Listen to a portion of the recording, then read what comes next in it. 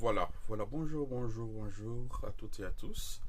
Merci d'être abonné sur MC.News TV. Merci de partager régulièrement les capsules de MC.News TV avec beaucoup d'importance. Que je consulte en tout cas vos commentaires quand il y en a. Merci à toi pour la considération, merci pour le crédit.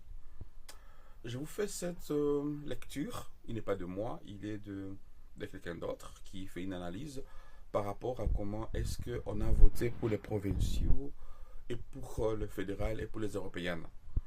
On le sait tous que le parti MR et CDH et non, les engagés nous ont enroulé les personnes sociables, les personnes qui ont voté pour la sécurité, mais ben non, c'est comme si tu fouillais la pluie dans le lac, disaient les Africains.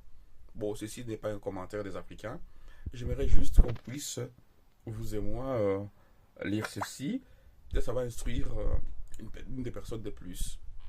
Sachant que aux élections communales, prochaine fois en octobre, on va passer tous encore aux élections. On va devoir voter. Je suis en vert et j'oriente déjà comment est-ce que je vais voter. Si je suis de Namur, si je suis de Jamblou, je sais comment voter. Si je suis à Profondeville, je sais comment voter. À Namur, surtout, il faut voter de cette manière-là.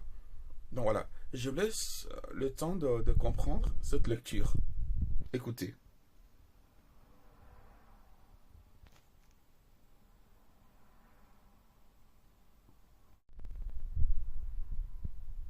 Comment est-ce qu'un parti comme le MR ose parler de discriminer des enfants? Donc ici on peut lire que la majorité MR engagée veut réformer l'actuel mécanisme de priorisation de places en crèche. Donc dans les crèches wallonnes, ce sera priorité aux parents qui travaillent. Nous sommes tout à fait opposés à cette façon de discriminer les enfants. C'est quand même drôle de parler de discrimination alors que là justement ils en font une. Je ne sais pas si cette mesure va être finalement appliquée parce que j'ai vu aussi qu'ils vont ouvrir, je pense, 5000 places en crèche. En faisant un peu mes recherches, je suis tombée du coup sur cet article qui date de 2022 sur le site du MR qui explique un peu plus du coup cette mesure. En fait, ils réagissent à la mesure initiale du fait justement de devoir donner accès à tout le monde au niveau des crèches et de ne pas discriminer les parents. Et eux du coup ils réagissent en disant que c'est sidérant, que c'est bien connu qu'un demandeur d'emploi est occupé toute la journée. On a l'habitude de ce genre de discours. Donc ils expliquent que la réalité est que les gens qui bossent devraient être prioritaires, ou alors les demandeurs d'emploi ou ceux qui prouvent être en formation. Et ici le piège de la communication du MR, j'en ai déjà parlé, c'est le fait de donner des phrases très simples, très faciles à comprendre et qui utilisent aussi les émotions assez instinctives. Oui, moi je bosse, moi je dois être prioritaire sur quelqu'un qui ne travaille pas, évidemment, parce que moi j'ai besoin de retourner au travail et donc j'ai besoin de mettre mon enfant à la crèche. Et aussi de tourner le discours de nouveau sur la même catégorie de personnes. C'est toujours la même chose. Déjà, il y a plusieurs facteurs qui font en sorte que quelqu'un n'est pas à l'emploi. Il n'y a pas juste le fait qu'il n'a pas envie de travailler ou qu'il est fainéant. Déjà, on va le rappeler quand même. Et puis, on va donner la situation d'une dame qui tombe enceinte, être à la fin d'un contrat ou en transition professionnelle. Donc sa grossesse se passe, elle accouche et vu qu'elle est considérée être au chômage et qu'elle n'est pas officiellement dans une formation ou pas officiellement capable de prouver qu'elle cherche de l'emploi parce que elle est enceinte et qu'elle sait très bien que dans tous les cas elle va devoir rester aussi à la maison pour son petit, on ne sait pas comment la grossesse peut se passer, etc.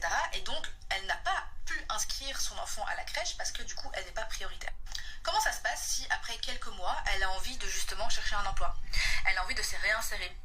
Comment ça se passe? En effet, c'est très simple. Cette dame ne pourra simplement pas aller à des entretiens et quand bien même elle est arrivée à se libérer pour des entretiens, si maintenant, demain, l'employeur lui dit « Ok, vous pouvez commencer dans une semaine », elle fait comment pour trouver une crèche vu qu'en fait, elle n'a pas pu s'y inscrire avant. Étant donné qu'elle n'a pas pu s'inscrire dans une crèche à temps, elle est discriminée.